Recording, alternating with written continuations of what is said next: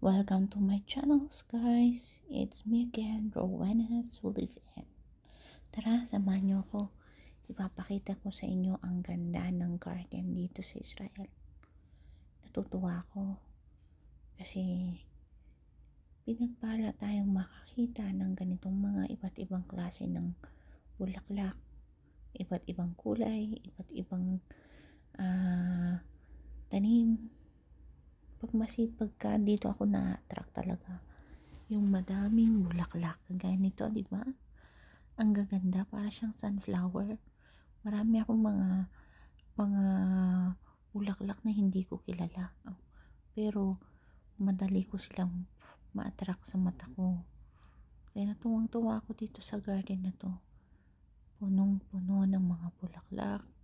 At talagang mayabong. Ang ganda, di ba? Gusto ko sana pag may garden ako, ganito din. Yung parang nakakawalan ng pagod, nakakawalan ng stress. Yung sa iyo, sa mga paligid mo, iba't ibang klase, di ba? Tingnan mo ang God. Si God talagang napakagaling lumikha ng mga bulaklak.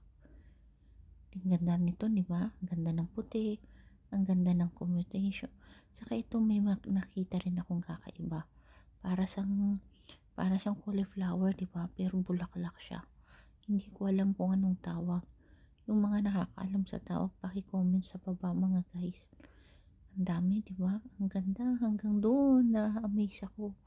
Ang sipag ng may-ari ng bahay na to. Kaya tuwang-tuwa ako sa kanya. Oh. Hanggang doon pinalibutan nila ng madaming bulaklak na talagang iba't ibang klase. Talaga namang lahat ng napapadaan dito mapapalingon eh. Kasi nakakawalan. Yung bang ako, naglalakad kami ng lola ko, ano ko dito, tatambay ako.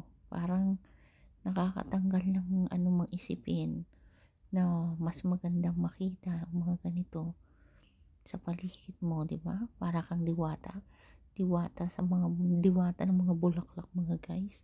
Kaya talagang pag may bahay na ko, pag may lupa akong ganito, talaga pupunuin ko rin ng bulaklak.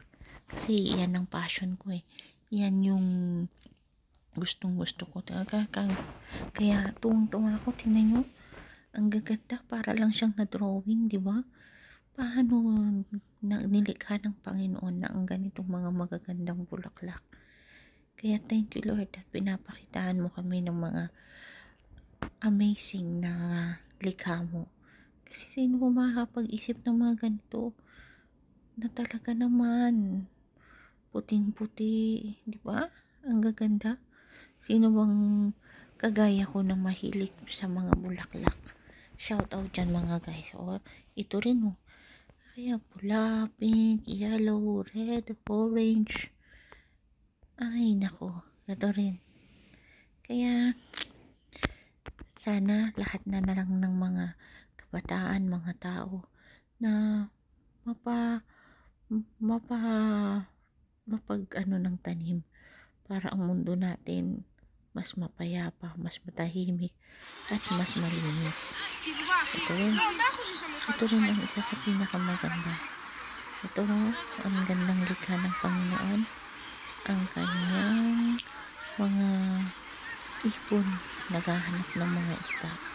Nandyan sila, kami ng mga alaga ko naglalakad dito, nagpapaaraw, kumukuha ng init ng araw kasi medyo malamig-lamig dito.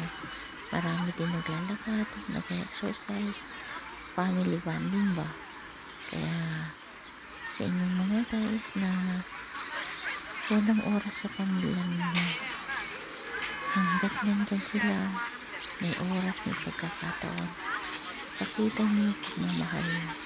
Kasi pag dumating na yun, hindi mo na pwedeng ibigay yung oras ninyo.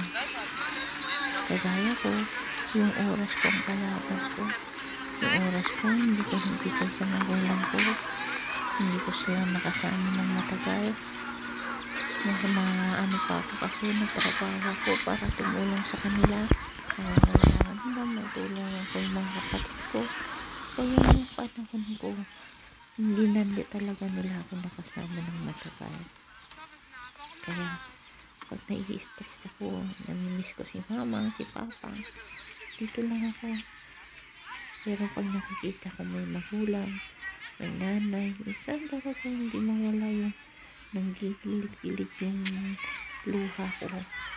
Kaya salamat Panginoon na makakita ng ganitong ganda. Ngayon, namiss ko yung pag ganito, namiss ko naman yung mga kaibigan ko, yung mga amiga ko, na kakwentuhan, katawanan, kabuladasan. Pag nakita ko naman yung dalawang amo ko, namiss ko naman yung taong mahal ko. Ano ba talaga, Rowena Sullivan? Lagi kang nagsisenti, lagi kang maraming namimiss. Mamaya, sasabihin mo, namimiss mo na yung dating sarili mo. Agay! Kung namimiss mo na yung dating mong, ganda. Ngayon wala na.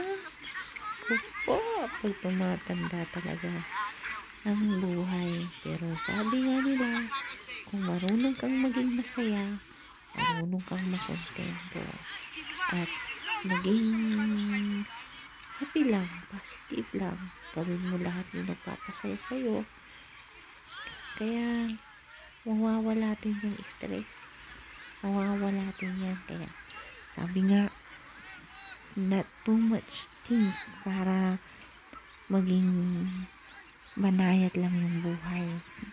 Too much love para hindi ka madaling masiraan. Lahat ng too much ay hindi rin maging maganda. Kaya too much thinking, hindi rin maganda. Too much worrying, hindi maganda. Too much happy, hindi rin maganda. Kaya banayad lang, happy lang, relax. Kaya too much love sa sarili, hindi rin maganda. Too much love sa ibang tao, hindi basta lahat ng too much. Don't too much.